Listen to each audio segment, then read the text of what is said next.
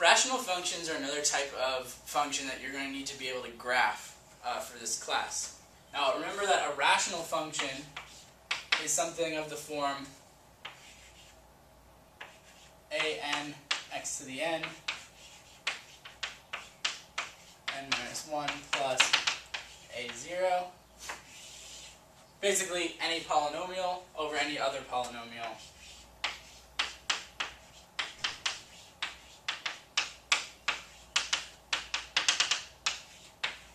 So I'm using a sub n descending and b sub n descending for your coefficients. So if you have something that is a fraction of polynomials, this is what we're calling a rational function. And let's talk about how you could graph something like this. The first thing you always want to do, similar to when you're graphing polynomials, is try to factor both the numerator and denominator. Now sometimes they're going to be simple, quadratics or maybe cubic functions that you know how to factor by using reverse foiling, factoring by grouping, or sum and difference of cubes or squares. If you have anything more complex, fourth degrees and higher, where you can't use a substitution of some sort, remember that you can always fall back to synthetic division and just try to find factors that way. So basically, once you have it factored, let me write that like x minus a1, x minus a2, on and on, x minus b1, x minus b2. And in this case, let's assume that these a and b's are different from the numbers up here. You have it factored, and you might have some coefficient out here, a(n) and b(n), because you have them in front of the nth terms here. So what you have now is you have a whole bunch of zeros in the numerator, so for example if x equals a1, x equals a2, and you have a bunch of zeros in the denominator, x equals b1, x equals b2, on and on and on. So here's the things you need to check. First of all, are any of these factors the same? Because if they are, they'll be able to cancel out. So for example, if a2 equals b2 in this case, if you had x minus 2 in the top and the bottom, for example, you would be able to cancel it out. Now, effectively, that doesn't now change the rest of your graph. However, you always have a hole there. So now you have a hole at x equals a2, whatever that number happened to be. So whenever you cancel something out of the numerator and denominator, it leaves you with a hole. Say now you've gone through and you've canceled everything that was similar in the numerator and the denominator. Anything that's left in the denominator, now if you plug in those numbers, you're going to be dividing by 0, which we can't do. So you have vertical asymptotes at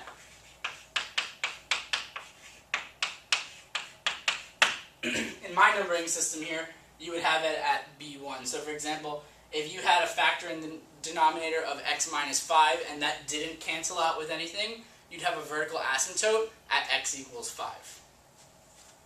Anything that's left over in the numerator that didn't cancel out, that's where you have zeros. Zeros at,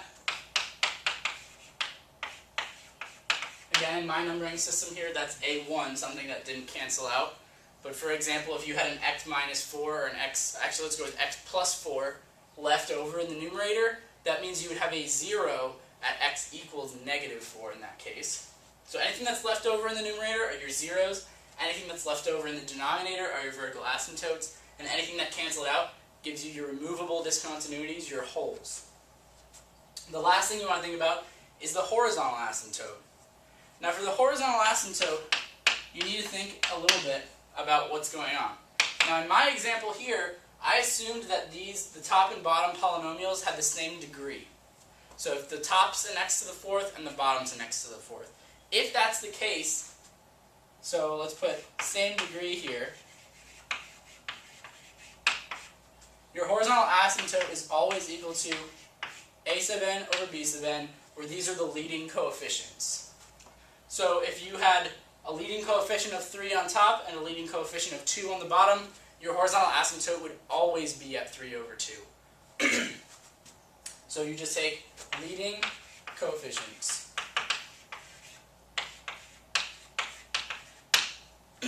So that's if they're the same degree. But let's go over the cases where you very well might get polynomials that don't have the same degree. So, more about the horizontal asymptotes. So in this case, if top degree is larger. So you have a rational function here, and let's say your top polynomial has a higher degree than your bottom polynomial. That tells you that there isn't a horizontal asymptote.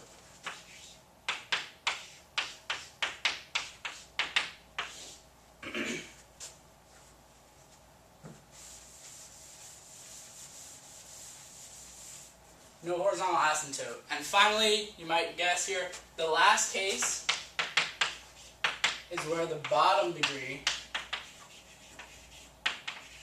is larger. If the bottom polynomial has a larger degree than the top polynomial, your horizontal asymptote is always at 0.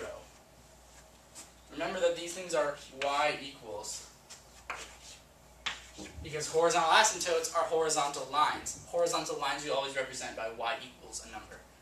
So you either have no horizontal asymptote if the top is larger, you have a horizontal asymptote of 0 if the bottom is larger, and if the degrees are the same, you take the ratio of the leading coefficients. So in addition to horizontal asymptotes, we found vertical asymptotes. We found zeros and we found holes. By putting all this information on the graph, you can find out what's happening with the graph.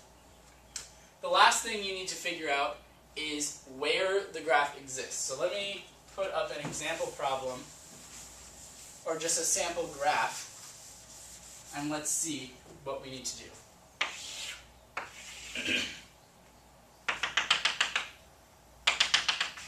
So let's, for example, say that we had two vertical asymptotes. We had zeros here, here, and here. Remember, those are the leftover in the top. The vertical asymptotes are the leftover in the bottom.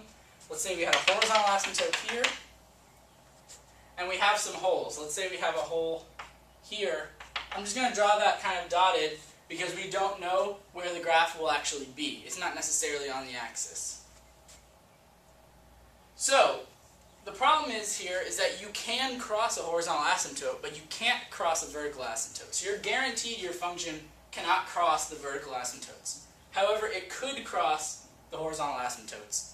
And to check that, let's say we knew that our horizontal asymptote was here.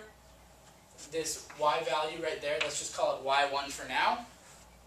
If you set your whole function equal to y1 and try to solve for x, if you don't get any answers, you don't cross your horizontal asymptote. If you do get an answer, that is where you cross your horizontal asymptote. So that's the last thing you're going to want to look at before you actually start plotting your graph. So once you find your horizontal asymptote, check, set your function equal to that number, and see if you get to cross it anywhere.